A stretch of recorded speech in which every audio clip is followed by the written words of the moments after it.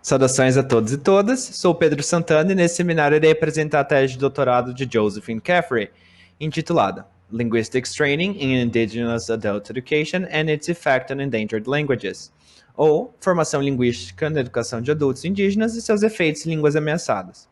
Gostaria de salientar que todas as traduções apresentadas são de minha autoria. A referência completa e link para esse estudo está na descrição desse vídeo. Eu escolhi essa tese por estar situada mais na área de formação linguística, ao invés de descrição linguística, que é mais próxima da área que eu pesquiso aqui na UEL. Além disso, o trabalho discute os efeitos de políticas públicas, principalmente políticas de educação e políticas linguísticas, na área de línguas ameaçadas, que são historicamente apagadas pela colonização europeia. O meu objetivo desse seminário é apresentar o trabalho de Josephine Caffrey, bem como relacionar a situação do Brasil às luzes das contribuições dessa pesquisa.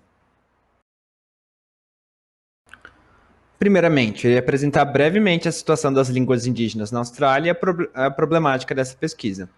Seguindo, apresento a metodologia de pesquisa e, enfim, discuto os resultados do trabalho de Caffrey e trago as considerações finais. Por fim, relaciono o trabalho de Caffrey com o cenário brasileiro. Não irei discorrer detalhadamente sobre o contexto da pesquisa por se tratar de uma região bastante plural e ampla, bem como não irei discorrer sobre o referencial teórico, que trata de tópicos já trabalhados na disciplina. Para quem se interessar no tópico, recomendo fortemente a leitura. É importante clarificar. Embora os povos nativos da Austrália sejam conhecidos como aborígenes, esse texto preferiu usar o termo indígena. Essa escolha foi feita porque o termo indígena é usado no texto para incluir tanto os grupos das línguas aborígenes quanto os povos do Estreito de Torres, que não se identificam como aborígenes. O termo indígena, por um outro lado, é aceito por ambos os grupos. A autora começa a sua tese nos contando do declínio das línguas indígenas desde o início da colonização europeia, lá por volta de 1788 na Austrália. Das 250 línguas que se encontravam nessa região, somente 18 ainda estão fortes, com um número significativo de falantes. A maioria dessas línguas ela foi extinta sem qualquer tipo de documentação. Então, desde por volta dos anos 70, o governo australiano vem criando políticas públicas para mitigar essas perdas. Existe uma tendência nessas políticas, uma crença de que os povos indígenas são essenciais na documentação e na manutenção de suas línguas. Então, essas políticas tomam diversas formas. Nesse trabalho, ela discute a criação de centros regionais de documentação linguística, que têm o intuito de atuar como base de apoio para os linguistas trabalhando nas regiões remotas. E ela também discute o treinamento linguístico subsidiado pelo governo, criado especificamente para os povos indígenas, que tem sido oferecido desde 1974. Esses treinamentos podem tomar forma de um curso superior, bem como no treinamento técnico para o auxílio dos linguistas não indígenas atuando nas comunidades. Embora muitos projetos tenham sido desenvolvidos, não existem pesquisas detalhadas sobre esses efeitos. E é justamente essa lacuna que essa tese de doutorado busca ocupar. Nesse cenário, o objetivo de pesquisa investigar se o treinamento linguístico oferecido resultou em pessoas envolvidas em projetos que colaborem para a manutenção de suas línguas nativas. E se não, por que não? Os dados são advindos de entrevistas em 22 comunidades remotas, com 90 participantes representando mais de 30 línguas. O ponto inicial para buscar os participantes foram as instituições de ensino que atuavam com base nas políticas públicas. A pergunta de pesquisa que norteia essa tese é: até que ponto e de que formas o treinamento linguístico auxilia na documentação ou manutenção de línguas ameaçadas? A autora colheu dados sobre os egressos desses cursos nessas instituições apresentadas na tela, que foram contatados sobre a possibilidade de participar na entrevista. Durante essas entrevistas, vários outros participantes foram recomendados por esses egressos e também muitos foram encontrados nas pesquisas de campo que a autora realizou. No capítulo 4, a autora discorre extensivamente sobre cada um desses cursos, as ementas, os objetivos. E no capítulo 5, a autora discorre sobre cada uma das regiões, em termos geográficos e linguísticos. Na pesquisa de campo, ela também entrevistou linguistas atuantes na área e outros membros da comunidade que auxiliavam. A autora deu preferência em entrevistar os participantes situados no norte da Austrália, primeiramente por se tratar de uma maioria e também porque eles ainda vivem em comunidades tradicionais remotas, diferentes das comunidades do sul. Nas entrevistas realizadas em campo, ela contou com a participação dos egressos dos cursos, dos anciãos, elders, e também de alguns líderes das comunidades. Então, a entrevista contava com questões abertas relacionadas aos cursos de formação linguística e também a efetividade deles. Então, ela trazia perguntas, né? Ela questionava se os cursos atendiam às necessidades, se no trabalho eles precisaram desenvolver outras habilidades, se essas habilidades colaboraram de alguma outra forma. Também ela questionava sobre os programas desenvolvidos por esses egressos desenvolvidos na comunidade e qual o papel desses egressos neles, e também o efeito desse treinamento linguístico para a comunidade. Então, com essas entrevistas, esses são os resultados que ela traz. Então, o primeiro deles que mais chamou atenção foram os diversos impedimentos para a realização plena do curso. Então, esses cursos de formação, eles tinham baixíssima retenção, tinham muitas dificuldades por conta de lacunas na formação da educação básica, eles tinham pouco conhecimento prévio, e com isso tinham pouco suporte aos alunos, e a maioria dessas iniciativas elas tinham valorização de números em detrimento da qualidade desses cursos. Também foi relatado que tinha muito pouco suporte em algumas das regiões e que os cursos não condiziam com as oportunidades de trabalho. Um outro fator que me chamou bastante atenção foi a aceitação das comunidades da morte das línguas e tinham também poucos recursos financeiros para a realização de projetos e pouco apoio da comunidade. Teve um entrevistado que ele relatou a atitude dos anciões, eles colocam que eles preferem ver a língua morrer do que permitir que um não indígena, que não tem o status cultural e linguístico, tente mantê-la. E além disso, poucos dos egressos dos cursos atuam diretamente na área de manutenção das línguas.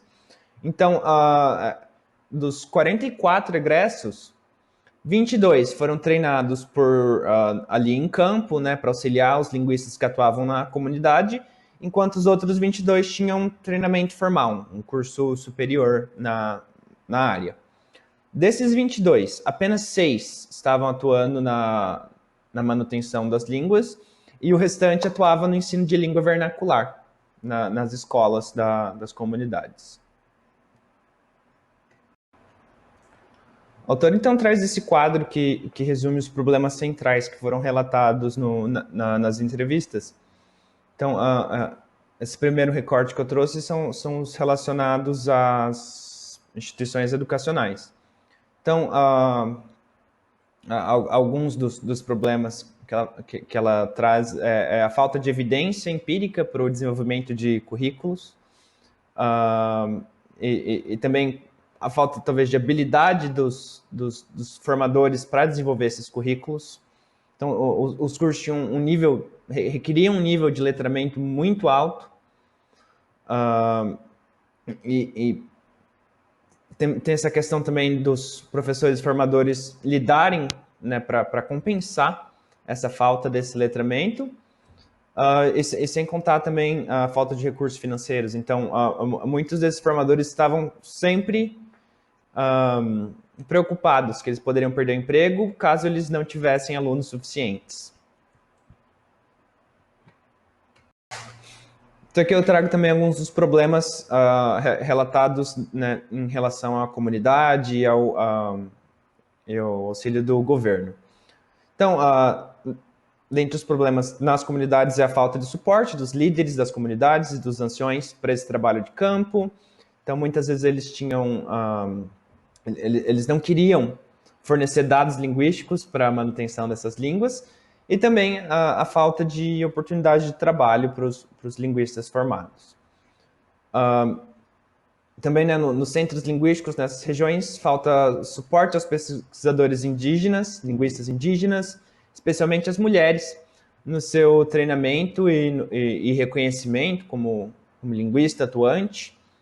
Então, também a falta de empregos, a falta de projetos de documentação.